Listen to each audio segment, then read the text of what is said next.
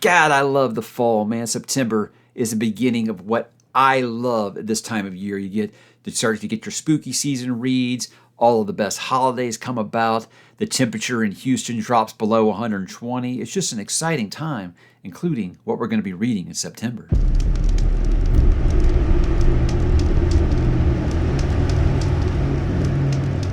Hey, what's up, bookworms? Mike back again to talk a little TBR this time for September, a month I've kind of had circled on the calendar for a while because it is kind of the lead up to the beginnings of fall. I am really excited about some reads coming this month. Some things that I've already started and some things I've been anxious to start here for a while, and we're going to kind of talk about those each and every one today. I want to say up front, I've had some people complain about this. When I talk about these books, I'm reading the back flap of the book, so I don't feel like I'm spoiling anything for you.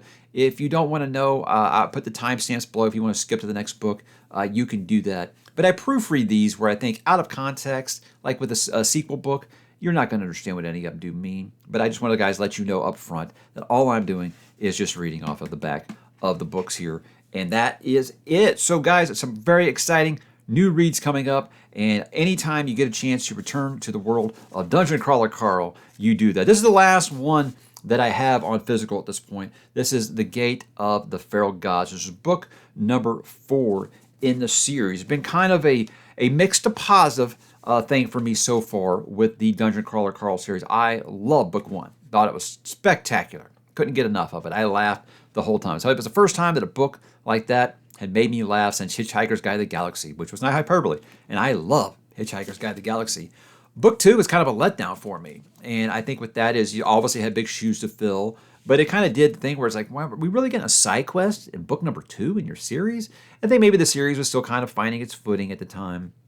Separating Donut and Carl was a big miss for me, and it didn't really recover when they did get back together, but it also, I started to get that little bit of a worry where it was like, is this series just going to start to get really serious now instead of having fun? Book 3, it brought the fun back. I was having a good time again. However, I started to get a little bit of lit RPG fatigue, where I was like, is this really all we're going to do is just batshit crazy fight, power up, go on to the next one? Is that really all the series was? I said I was having a good time. It was fun, but I needed some kind of plot progression to happen. And literally right after I made that video, the plot progression finally happened. And it set us up to here, where a lot of people have told me this might be their favorite book in the series. So we shall see how it goes for me. I am excited to return because, like I said, I felt like the arrow was greatly pointing up on book 3 for me. And I know that's very controversial because people seem to either absolutely hate these series or they love these series. But this, I am mixed to positive on it. And it seems like that's a really weird place for someone to be on this because, again, it just seems to be just like there is no in between. You either love it or you hate it. And I really like it. I really like it. And I think there's that potential for a relationship down the line. But, guys, what is The Gate of the Feral Gods about? Well, new achievements. Total, utter failure. You failed a quest less than 5 minutes after you received it. Now that's talent. Welcome, Crawler, to the 5th floor of the dungeon. A floating fortress occupied by warrior gnomes, a castle made of sand, a derelict submarine guarded by malfunctioning machines, and a haunted crypt surrounded by lethal traps. It was supposed to be easy. 1 bubble, 4 castles, 15 days. Capture each one and the stairwell is unlocked. But here's the thing, it's never easy. Carl and his team can't go it alone. No, not this time. They must rely on the help of low-level, I can't believe these idiots are still alive crawlers trapped in the bubble with them. But can they be trusted? So I've got my hopes for this one. That sounds much more interesting than the Iron Tangle was, which even the characters in the story kind of joked that it didn't make any sense. So with this, I've heard that it's going to be much more straightforward. It's a much more fun arena this time. The floor is supposed to be much more interesting. And some of those characters that I kind of griped about, like Mordecai, that kind of got sidelined in the last book, apparently do have bigger roles going forward. And that's what I want. I want to keep growing, but I want to know a greater plot, more than just like, hey, there's like this shadow company. I'd like to get some more plot actually in these stories to make me want to keep hanging out with them outside of, oh, I can't wait to see what power up they get next. I need more than that. So I'm hoping that this does give it to me, and I'm very optimistic that it will. Next, I'll be returning to the world of Dungeons and Dragons, and it's not I'm not going to be rolling a hard 20 or anything like that, guys. I'm going to be reading more Drizzt. Like I said, I took such a long break. Wanted to make sure that I finished Legacy of the Drow this year, and that's going to continue with book 3 in that series. This is Siege of Darkness by Mr. R.A. Salvatore. Now, this is the 9th book overall in the Legend of Drizzt, but book number 3 of 4 in Legacy of the Drow. I really liked book 2. The feedback I got from longtime Drizzt fans, it's one of their lesser favorite ones because they felt like all it did was just repeat the events that happened in the book before it. And I kind of like looked at it, I was like, yeah, it was kind of like book 1 they did it in Mithril Hall, and book 2 it did in the Underdark. You're kind of right. But, again, with me, anytime you got Drizzt versus Entrari, I'm having a good time. You've introduced Jarlaxle now, a character I know that people do love, and I'm interested to see where it goes. But I'm hoping by the end of Legacy of the Drow, we can get kind of a resolution here to Drizzt letting some things go from his time in the Underdark and his family, which is, very fucked up. I get it. Sometimes it's family. You don't ever really done with dealing with these things. But I'm hoping he can kind of let go of some of those demons, maybe exercise them, and we can move away from what's going on in the Underdark. I love the Underdark. I think Mithril is awesome. It's an awesome setting, and I love when our characters spend time there. But just this dread he has for his past, I'm hoping that we can get past it by the end of the series and move into the greater things going on within the world of Forgotten Realms, because it's a really big map. Really, really big map. I'd like to spend more time outside of Mithril Hall and outside of the Underdark. But Siege of Darkness, guys, what is this one about? Well, Mithril Hall teems with whispers of war to come. Chaos erupts both above and below ground. On the surface of Faerun, the first signs of the time of troubles make themselves known, forcing deities to assume their mortal forms. Beneath them in the Underdark, only one ancient house of the Drow retains its arcane power, and Lolth has handed the reins of leadership over to the demon ℓ2. But this turmoil cannot keep the Drow from rising up from the black depths of the Underdark to battle the heroes of Mithril Hall, ℓ𝕤𝕤𝕤 and Brunner Battleham. These warriors won't go down without a fight, but they will have to make their own stand without many of their companions. Now, I think that there might be some spoilers there, so I kind of, if you haven't started Legacy of the Drow yet, I kind of changed some character names around and things like that. And that's what I do for you guys, because I don't want you guys to be spoiled. But it's like, if you guys aren't interested in Drizzt by now, me telling you the plot of book number 9 in the series, probably going to mean much to you. But that one person that I will upset, I don't want to do that. So that's why I did that. I love Drizzt. I'm having a great time with it. I would spend time with that group of characters anytime. I love it. To me, this has kind of been my stand-in while I've got no new Dresden files. It's just been Drizzt, to be able to slow down some of these big, epic, heavy fantasy reads with some palate cleansers, because, man, you can fly through a Drizzt book. I mean, you can fly through these in 1-2 sittings. I think they're great. If you are reading adult fantasy, you go into this, it's got all those things that you love about it, but it's really, really easy to get into, even if you're like me and you're a D&D noob, you don't know a lot. You can actually learn a lot from these books, I think. So when you do start playing D&D, you're like, oh yeah, this was like in book number 7 of Legacy of Drizzt, Legend of Drizzt. Legacy of the Drow, Legend of Drizzt. You can see why that gets confusing sometimes for me, right? So next up, I kind of talked about, I want to kind of slow roll into spooky season this year. I'm kind of angling to be like around the first day of fall-ish to kind of start to fall into some spooky season reads. Not exactly horror, but not exactly not. And a series that I've heard a ton about, but I haven't actually really heard very many people talk about it on BookTube, is going to be Kagan the Damned. Now, this is Jonathan, it's either Mayberry or Mudberry. I don't know how to say it. It looks like Mayberry, but I don't want to be talking about Andy Griffith or something. You guys know Andy Griffith? I doubt it. It was always on rain delays during Braves games. It was even before my time, guys. I'm not that old. Anyway, Kagan the Damned is a series where I've heard two things. Either, oh, it's really great, or it was too grimdark. Like, it was just too messed up. And I think what that is when it comes to grimdark stuff, is if you have characters killing kids, that's usually a line for some people. I think the only thing that really crosses the line more than that is if it's animal cruelty. Because I've had a lot of people tell me, oh, I can't believe you got me to read Ronald Malfi and he does animal cruelty, so I'm not listening to you anymore. I get it. I think I did warn you guys about that. I warned you about that. I know the Troop. I warned you about it in the Troop, and nobody listened to me, and then they got mad about it. But hey, with this, I don't know if that's the case. That was the case in Gunmetal Gods, which I thought was an awesome book. So these things don't bother me. I go into a grimdark story knowing it's going to be messed up. That's why it's grimdark, With this, I think it's got a tinge of horror fantasy to it. And that sounds really exciting for me. You hear the word the damned, and you think it means vampires, but apparently it does not. I don't know if it does somewhat. I think it's more of just like you're cursed, you're kind of abandoned by the gods. That's the kind of thing. So you feel like you are the damned, I think. But it does sound like it's got some gruesome elements into it to make it kind of horror-ish. So it's not exactly horror fantasy, because I think that's just such an untapped resource when it comes to the genre. But with this, it sounds like it's got some things that I say, hey, I've been wanting to start this series, and I think the lead up to spooky season sounds like a good time. So ℚ𝕚 the Damned guy, what is this one about? Well, sworn by oath, ℚ𝕚 Vale is a trusted and feared captain of the palace guard, charged with protecting the royal children of the Silver Empire. But one night, ℚ𝕚 is drugged, and the entire imperial family is killed, leaving the empire in ruins. Haunted and broken, ℚ𝕚 is abandoned by his gods and damned forever. He becomes a wanderer, trying to take down as many of his enemies as possible, while plotting to assassinate the usurper, the deadly Witch King of Hakia. All around him, magic, long banished from the world, returns in strange and terrifying ways.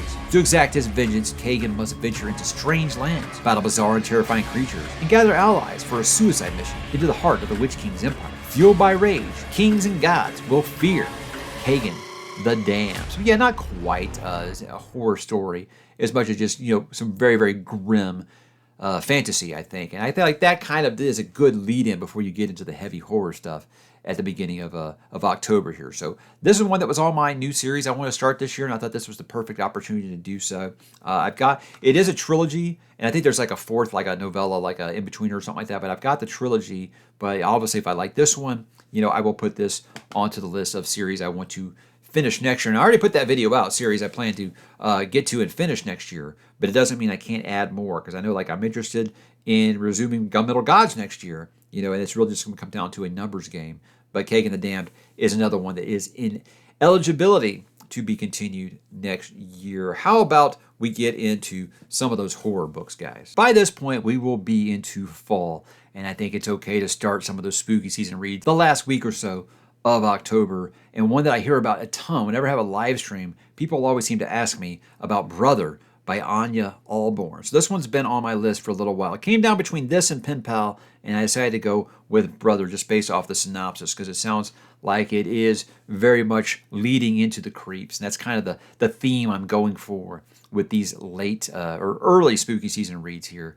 And Brother by Anya Allborn is one that I don't know a ton about, but I just know that people who have read it have said it's stuck in their head for a while. And that is the kind of horror that I do love. So Brother, Anya Allborn, what is this one about? Well, deep in the heart of Appalachia stands a crooked farmhouse miles from any road. The Morrows keep to themselves, and it's served them well so far. When girls go missing off the side of the highway, the cops don't knock on their door, which is a good thing, seeing as to what's buried in the Morrows' backyard. But 19-year-old Michael Morrow isn't like the rest of his family. He doesn't take pleasure in the screams that echo through the trees. Michael pines for normalcy, and he's sure that someday he'll see the world beyond West Virginia. So when he meets Alice, a pretty girl working at a record shop in a small town near Dahlia, he's immediately smitten. For a moment, he nearly forgets about the monster he's become. But his brother, Rebel, is all too eager to remind Michael of his place. It sounds like we got the nice little creepy, got something going hidden in my basement. And everybody just thinks we're just normal people, but we're really some really creepy people.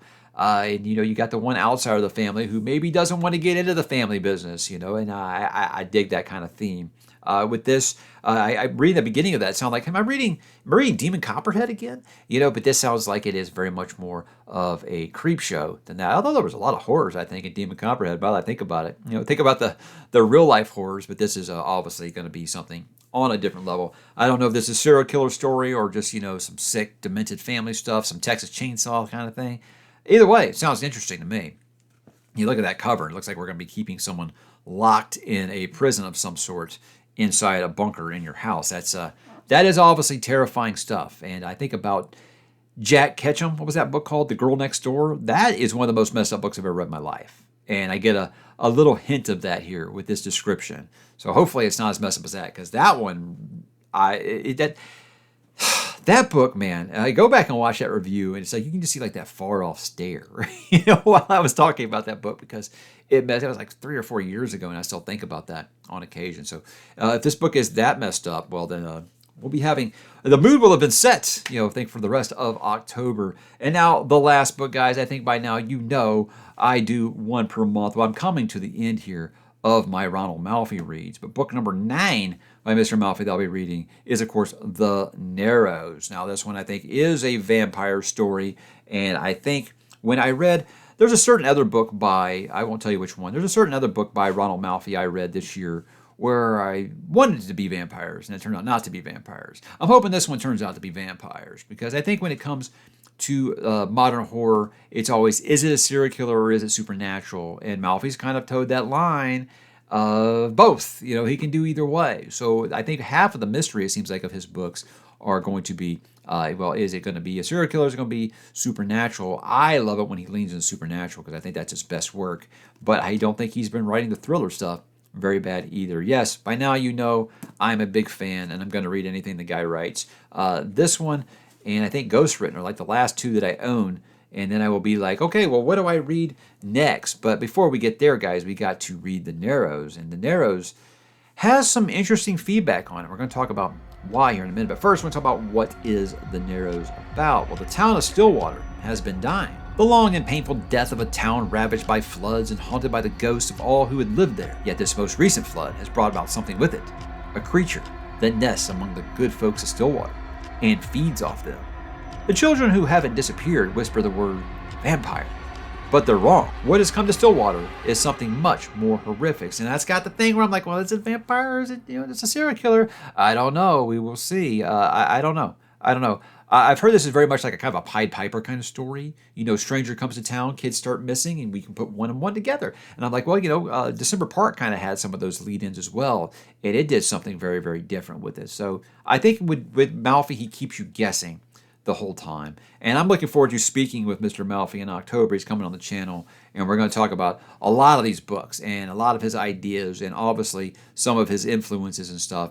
And basically, did we grow up in the same spot? Because a lot of things you describe, I feel like you're describing my bedroom. When you talk about, coming of age, you're describing my teenage bedroom. It was some of these things, and just kind of talk about all these things. I'd love to talk to a good author, especially one that I've been really digging, like Malfi. I think it's the first time since Blake Crouch I really just went crazy for a new author like this, and I'm excited to read this one, obviously, and to read ghostwritten, and then kind of get to a stopping point. For some other authors, I think, and I know that there is was it Little Girls? I think there's some other Snow. There's been a couple of other Ronald Malfi stories that have been recommended to me a ton. I haven't gotten to yet, but that is the last one.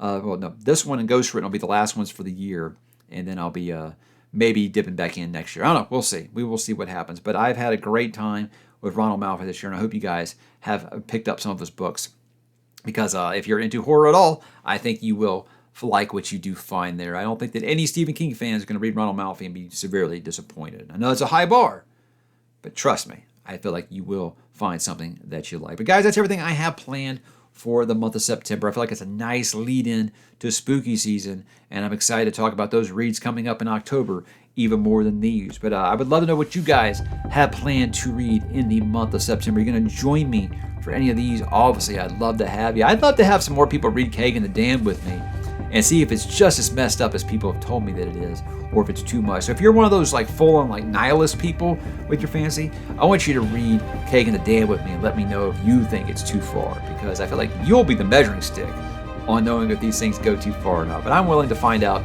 why this gets such a visceral reaction. So hit me in the comments, guys. Let me know what you're going to be reading in September, and I will talk to you